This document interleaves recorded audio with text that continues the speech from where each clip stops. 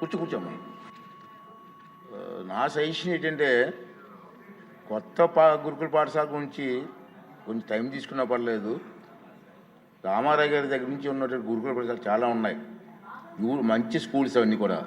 దానికి మౌలిక సదుపాయాలు చాలా వరకు కరువుగా ఉన్నాయి, నాకు కూడా తెలుసు, చూశాను. ముందు దాని మీద దృష్టి పెట్టండి.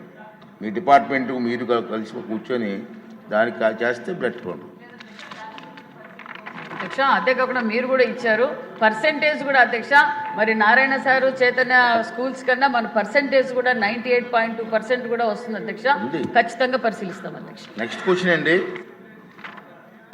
639. సార్ సభ్యులు లేరు, వైసీపీ ఎమ్మెల్యేస్. నా దీని మీద చిన్న వివరణ ఇవ్వాలనుకుంటున్నానండి. దయచేసి కూర్చోండి ప్లీజ్. ఇక్కడ సభలో ప్లీజ్ ఏమండి, సభలో చాలామంది సీనియర్ నాయకులు ఉన్నారు, ఇక్కడ మంత్రులు చేసిన పెద్దలు కూడా ఉన్నారు. మీ దృష్టికి ఒక విషయం తీసుకురావాల్సిన అవసరం ఉంది. ఈ సమావేశాలలో దురదృష్టవశాత్తు దాదాపు 25 ప్రశ్నలకు సభలో సమాధానం లభించలేదు. ప్రతిపక్షానికి చెందిన గౌరవ సభ్యులు ప్రశ్నలు వేస్తున్నారు, రావట్లే.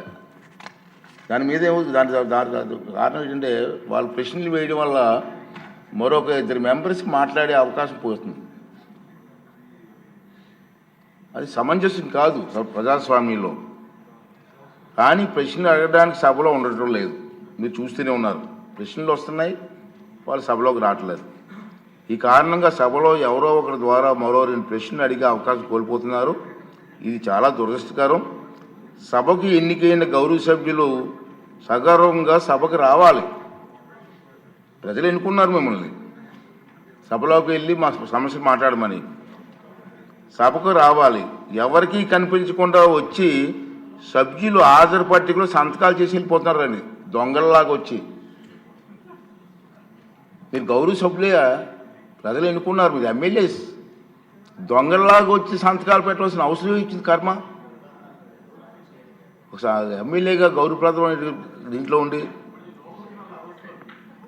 హాజరు పట్టికలో సంతకం చేసి సభకు ఆ మొహం చాటేయడం వారికి గౌరవాన్ని తగ్గించిందే తప్ప పెంచదని చెప్పి నా తాలూకు అభిప్రాయం. వీరిలో ముఖ్యంగా నా దృష్టికి వచ్చింది వై బాలనాగిరెడ్డి గారు, తాటిపర్తి చంద్రశేఖర్ గారు, రేగం లింగం గారు, మత్స్యలింగం గారు, విరూపాక్ష గారు, మత్స్యరాస విశ్వేశ్వరరాజు గారు, ఆగిపాటి అమర్నాథ్ రెడ్డి గారు, దాసరి సుధ గారు. మనం చూసాం, మనం గవర్నర్ ప్రసంగం ముగిసిన తర్వాత అంటే ఫిబ్రవరి 24వ తేదీ తర్వాత వేరు తేదీల్లో అటెండెన్స్ రిజిస్టర్లో సంతకాలు పెట్టేట్టు నా దృష్టికి వచ్చింది. అంత దొంగచాటును వచ్చి ఒక దొంగల మాదిరిగా సంతకాలు పెట్టవలసిన అవసరం లేదు. కానీ వారు ఎవరు కూడా నాకు సభలో కనిపించలేదు. సంతకాలు ఉన్నాయి కానీ సభలో కనిపించారండి మీకు ఎవరికన్నా? నాకైతే కనిపించలేదు.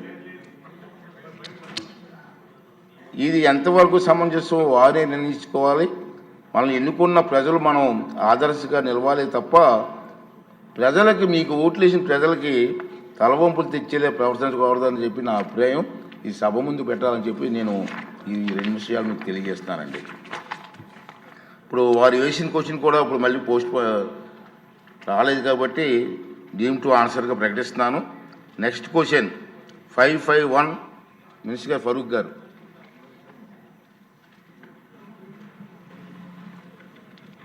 సార్, వక్ఫ్ ఆస్తుల డిజిటలైజేషన్ వివరాల అనుబంధం ఏలో